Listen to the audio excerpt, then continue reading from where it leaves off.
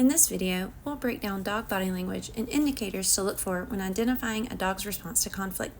While a dog's reaction to conflict can vary based on the context, recognizing behavior patterns can help create safer, more compatible playgroups and guide our decisions on when and how to intervene in potentially problematic interactions. Hi, Lair Bear. Okay. Drop his leash. Portia! Portia! Oh my gosh.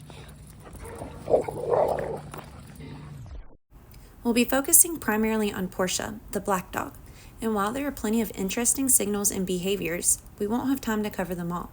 Instead, and this is a hint, we'll be zeroing in on her use of space and pressure to navigate interactions. Let's see what we can observe. But before we dive in, take a moment to guess. Based on what you've seen so far, do you think Portia is de-escalating, responding appropriately, ignoring, instigating, escalating, or mediating conflict? Keep that in mind as we break things down. Portia, the black dog, notices Larry, the brown dog, who is vocalizing at the entrance of the play yard. As she approaches to greet him at the gate, she lands firmly on her front paws with a wide stance.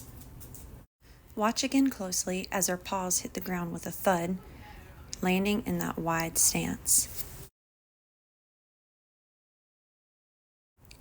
When the gate opens, Larry rushes through quickly, and despite displaying calming signals like avoiding eye contact and trying to create space, Portia persists in interaction.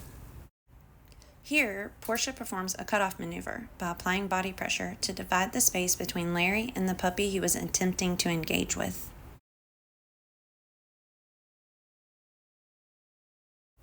After cutting them off, she quite literally pushes or drives him away, creating a physical barrier in between him and the puppy. Larry briefly disengages from the puppy before returning, and once again, Portia performs another cutoff.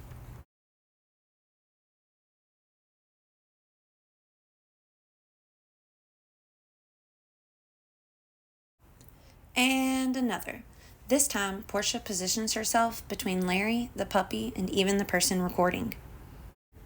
Larry's attempts to create space from Portia have failed, and here we see him rising slightly on the canine ladder of aggression. He responds with a quick head whip followed by brief, direct eye contact. That's better. Good boy, Larry. Good job, guys.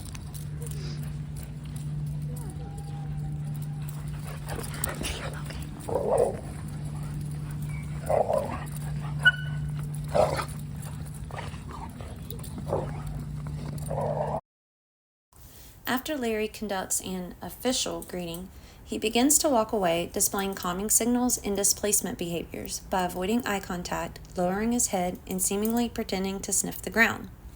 However, it's short-lived, as Portia's shake-off signals that the conflict has been resolved.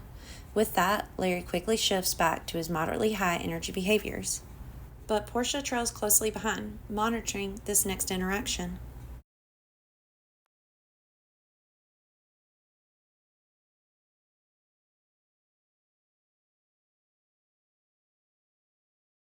She continues to drive him around the yard, using body pressure to guide him. Larry once again slightly rises on the canine ladder of aggression, performing a closed-mouth head whip with direct eye contact. Portia responds by briefly distancing herself. But a moment later, she continues on, driving his interactions, performing cutoffs. Let's continue to watch the rest of the interaction at a normal pace to see what we can observe.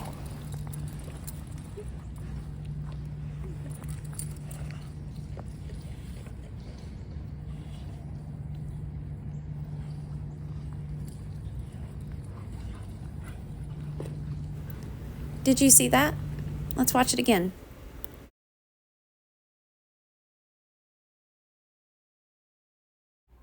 Portia's persistence in her interactions with Larry, despite his many distance-increasing signals, suggests she may be instigating the conflict.